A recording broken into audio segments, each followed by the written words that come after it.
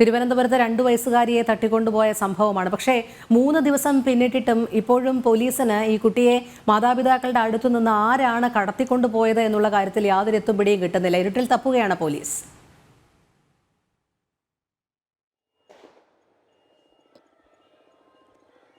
തീർച്ചയായും രോഹിണി, അത് തന്നെയാണ് ഏറ്റവും പ്രധാനപ്പെട്ട കാര്യം. കാരണം തലസ്ഥാന ജില്ലയിലെ ഏറ്റവും തന്ത്രപ്രധാനമായ ഒരു മേഖലയിൽ നിന്നാണ് ഈ കുട്ടീനെ കാണാതായത് എന്നുള്ളതാണ് ഏറ്റവും പ്രധാനപ്പെട്ട കാര്യം. ഈ ഒരു സംഭവം നടന്ന് 3-ാം ദിവസത്തിലേക്ക് കടക്കുമ്പോഴും ആരാണ് ഈ കുഞ്ഞിനെ കൊണ്ടുപോയത്, അല്ലെങ്കിൽ എന്ത് കാരണത്താലാണ് ഈ കുഞ്ഞിനെ പാതിവഴിയിൽ ഉപേക്ഷിച്ചത്, ഏതെങ്കിലും തരത്തിലുള്ള ലക്ഷ്യങ്ങൾ ഇതിന് പിന്നിൽ ഉണ്ടായിരുന്നോ? സാമ്പത്തികമായിട്ടുള്ള ലക്ഷ്യം വെച്ചിട്ടാണോ? അല്ലെങ്കിൽ ഒരു നാടോടി കുടുംബത്തിലെ കുട്ടിയാണ്, സ്വാഭാവികമായും അത്ര വലിയ സാമ്പത്തികമില്ലാത്തൊരു കുടുംബമാണ്, മറ്റേതെങ്കിലും തരത്തിലുള്ള സംഭവങ്ങളാണ് ഇതിന് പിന്നിലുള്ളത് എന്നതടക്കമുള്ള കാര്യങ്ങളിലാണ് ഇപ്പോഴും ദുരൂഹതയും സംശയവും നിലനിൽക്കുന്നത്. പക്ഷേ പോലീസിന് ഇതുവരെയും ഈ 3-ാം ദിവസത്തിലേക്ക് സംഭവം കഴിഞ്ഞ് ദിവസങ്ങൾ കടക്കുമ്പോഴും മണിക്കൂറുകൾ കടക്കുമ്പോഴും കണ്ടെത്താനായിട്ടില്ല എന്നുള്ളത് പോലീസിനെ സംബന്ധിച്ചിടത്തോളം വലിയ രീതിയിലുള്ള പരാജയമായി തന്നെ കാണേണ്ടിയിരിക്കുന്നു. പ്രത്യേകിച്ച് ബ്രഹ്മോസിന് സമീപത്ത് നിന്നാണ് ഈ കുട്ടിയെ കാണാതാകുന്നത്. അന്ന് തന്നെ ചില CCTV ദൃശ്യങ്ങൾ ശേഖരിച്ചുകൊണ്ട് പോലീസ് അന്വേഷണം വ്യാപിപ്പിക്കുകയും ചെയ്തു. പക്ഷേ CCTV ദൃശ്യങ്ങൾ പിന്നീട് ഫേക്ക് ആണ്, അല്ലെങ്കിൽ ആ ചിത്രത്തിൽ ഉണ്ടായിരുന്നത് ഈ കുട്ടിയല്ല എന്നുള്ള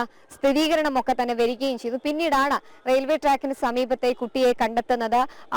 വളരെ ശാരീരികമായി ബുദ്ധിമുട്ടിലായ കുട്ടിയായിരുന്നു അന്ന് പോലീസ് കണ്ടെത്തുന്നത്. തുടർന്ന് ആശുപത്രിയിലേക്ക് മാറ്റി വിദഗ്ധ ചികിത്സയൊക്കെ തന്നെ നൽകി. വലിയ കാര്യമായ ആരോഗ്യ പ്രശ്നങ്ങൾ പിന്നീടില്ല എന്നുള്ളത് കണ്ടെത്തുകയും ചെയ്തു. പക്ഷേ ആരാണ് ഇതിന് പിന്നിൽ പ്രവർത്തിച്ചത് എന്ന് കണ്ടെത്താനോ അല്ലെങ്കിൽ CCTV ദൃശ്യങ്ങൾ കേന്ദ്രീകരിച്ച് മറ്റ് മേഖലകളിലുള്ള CCTV ദൃശ്യങ്ങളടക്കം കേന്ദ്രീകരിച്ചുകൊണ്ട് ഒരു അന്വേഷണം നടത്താൻ അല്ലെങ്കിൽ കൃത്യമായ പ്രതികളിലേക്ക് എത്താൻ പോലീസിന് കഴിഞ്ഞിട്ടില്ല എന്നുള്ളത് ആഭ്യന്തര വകുപ്പിന്റെ വലിയ വീഴ്ചയായി തന്നെയാണ് കണക്കാക്കേണ്ടത്. എന്തായാലും തലസ്ഥാന ജില്ലയിലാണ് ഇത്തരത്തിൽ സ്ത്രീ സുരക്ഷയുമായി ബന്ധപ്പെട്ട് സ്ത്രീ സുരക്ഷയ്ക്ക് പ്രാധാന്യം നൽകി അധികാരത്തിലേറിയ സംസ്ഥാന സർക്കാർ, ആഭ്യന്തരമന്ത്രി പിണറായി വിജയൻ ഉൾപ്പെടെയുള്ളവർ നിലനിൽക്കുകയാണ്. ഈ ഒരു തലസ്ഥാന ജില്ലയിൽ ഇത്തരത്തിൽ സംസ്ഥാന സർക്കാരിന്റെ മൂക്കിൻ തുമ്പത്ത് ഇത്തരത്തിൽ, അല്ലെങ്കിൽ പ്രത്യേകിച്ച് പോലീസ് ഹെഡ്ക്വാർട്ടേഴ്സിന് സമീപത്ത് നിന്നും വളരെ കുറച്ച് ദൂരം മാത്രമുള്ള ഒരു മേഖലയിൽ നിന്ന് ഇത്തരത്തിലൊരു കുട്ടിയെ കടത്തിക്കൊണ്ട് പോകുന്നത്. പക്ഷേ 2.5 വയസ്സ് മാത്രമുള്ള പെൺകുട്ടിയാണ്. അതുകൊണ്ട് തന്നെ സ്വാഭാവികമായും അതിന് കൂടുതൽ കാര്യങ്ങൾ പൊതുമധ്യത്തിൽ പറയാനുള്ള അറിവില്ലാത്തൊരു കുട്ടിയാണ്. അതുകൊണ്ട് തന്നെ കാര്യങ്ങൾ കൂടുതൽ